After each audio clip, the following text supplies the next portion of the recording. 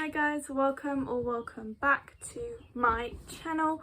We're working with natural lighting as most of the time, and it's not nice weather today, so that is that pretty much. But this is some of the good things about the School for the Blind and what I felt I actually got out of it, because I feel I've been pretty vocal about like the bad points, the bad social life, how isolating it was, how they held you back. I've told some story times about some not so great scenarios. So this is what was actually good. What did I actually gain out of the boarding school? Because I definitely gained some things. Lost more than I gained, but there was some good things. So for if you don't know, I'm blind pretty much. I have a whole video on my conditions and all of that. If you want to go find it, I'll try and link it below, but you know, my skills are not the best. So we will see. So I went to a boarding school for the blind from the age of 12 up until I did 3.5 weeks, 2.5, 3.5, something like that, weeks of the sixth form. So I completed 4 full years and 3-ish weeks, and then I dropped right out of there. But when I first joined, we did have a lot more freedoms. There were a lot more possibilities and a lot more things that we could do. So my first year, my year 8 and my year 9 were pretty good years, and then it kind of all went downhill from there. So I would say that the first good thing was that there were a lot of opportunities before COVID to go abroad. So I went to America and did Camp Abilities, which is a camp, like a summer camp that they do in America and Ireland and in other places around the world, but it's like the American traditional summer camp type vibe, but especially for people with a visual impairment. So I got to go there at a significantly subsidised cost. Actually, I think I didn't pay anything towards it. So there was that. I also got to go to Italy skiing, which again, I don't think I paid anything for, but for most students was a subsidised cost.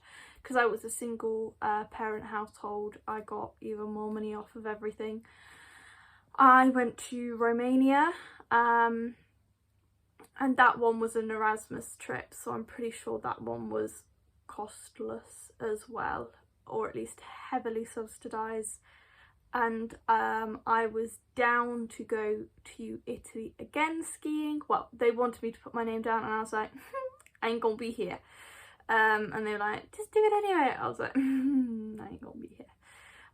So there were a lot of opportunities like that, where obviously everything was tailored to be for visually impaired people. There were also trips to places that again were accessible, were especially designed to be accessible. A lot of theatre trips. I took drama, so went on quite a few theatre trips, which again they had audio description for, or at least had some sort of accommodation.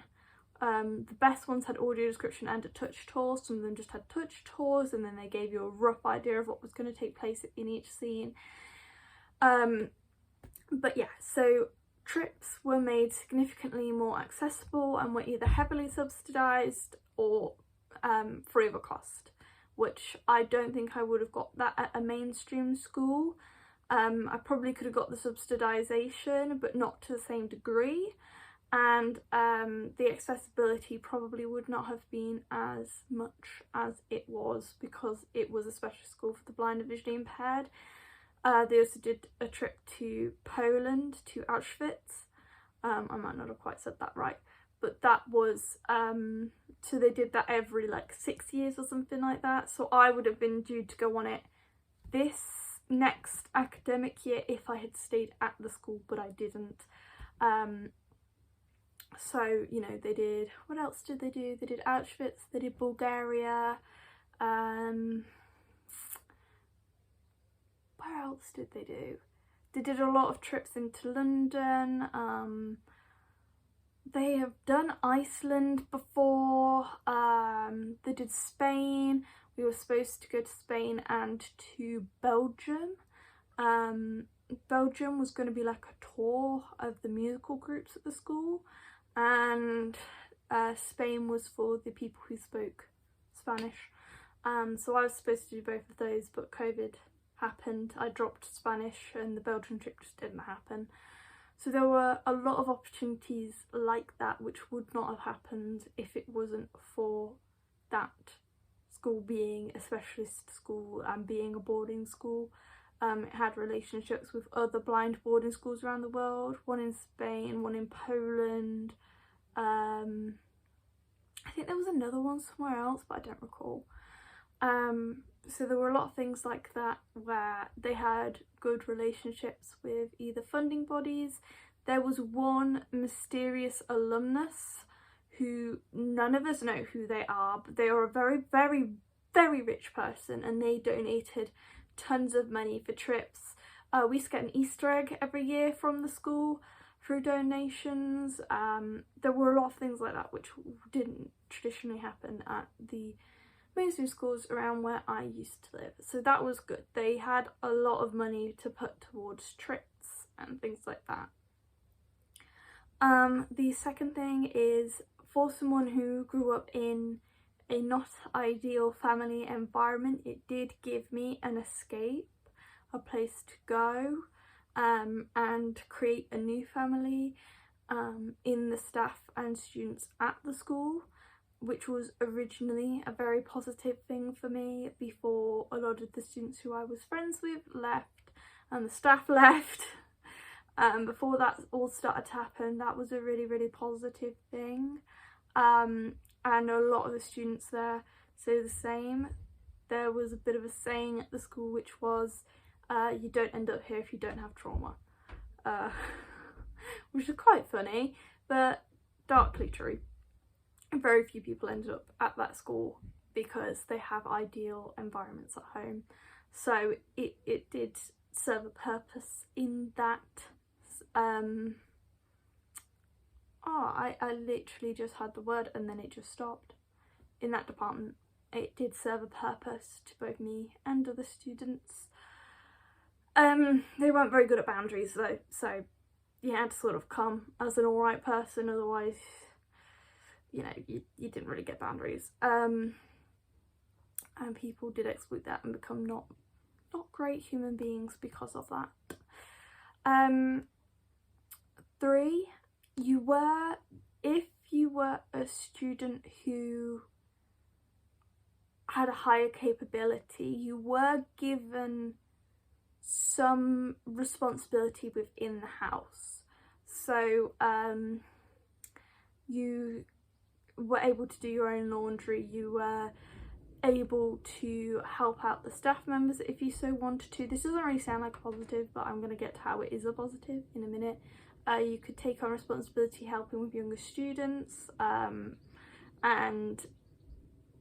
things like that. So that kind of made you more independent and taught you skills around the house. Not as many as schools should have been teaching over at the actual school. This was in the houses, in the boarding accommodation. The school should have been teaching more of this. The houses, however, were very good. When I first got there, not when I left, when I first got there, they were good at teaching you independence as far as like figuring things out amongst the students if there was an argument, and like figuring out when you could do your own laundry and figuring out as a house who was going to have their laundry slot where. It taught good cooperation skills, I would say, and sort of that level. As an older student, you have the responsibility somewhat to help out around the house, which not everybody gets at home, especially if you're like an only child and a blind person who doesn't have a very good social life at school. A lot of the blind community who I have met who have not gone through a school didn't have a very good social life and don't have very good people skills. Don't get me wrong, there are definitely some people at the school who didn't have very good people skills, but I feel like living in that environment caused you to have better people skills and kind of gave you younger siblings without having to actually have a younger sibling. And with people from all different walks of life, you got to learn a lot about different cultures. So that was good. We have number 4 or number 5? I'm going to say number 4. You did, when I first got there, you got a lot of choice surrounding like what you wanted to do within the houses. So and actually when I was in my year 11, at the weekends there were only 3 students in the house, so we kind of got that back a little bit for the weekends, but we could plan trips within the house. We didn't always have to donate some money towards it. Sometimes we did, but if we did, it'd be no more than 20 quid.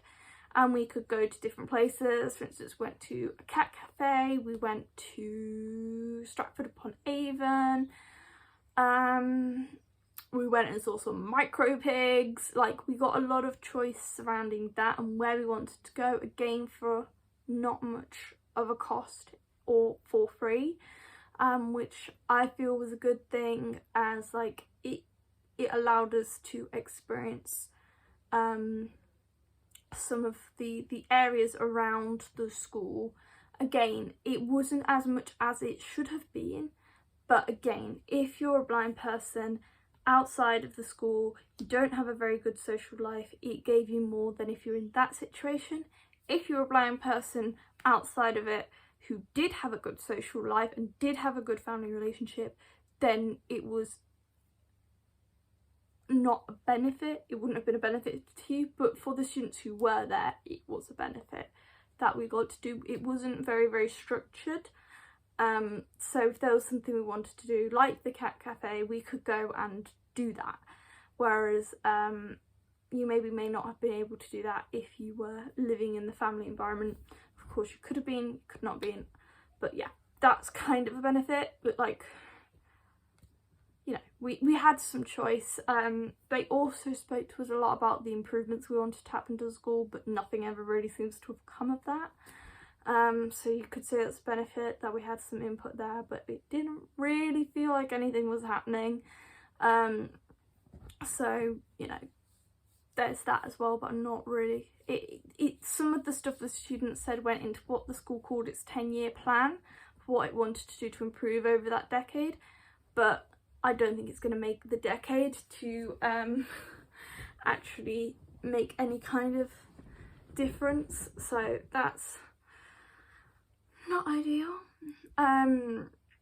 Number 5, I say, would be, whilst you're at the school, you do make some really, really good friends, and there are still people I talk to. I haven't been there for a year. There are 1, 2, 3, 4 people 5 people I frequently talk to, and then a bunch I don't frequently talk to, and again from all walks of life. And through that, there's a guy I know who's gone to a prestigious university, and so he's given me some advice there.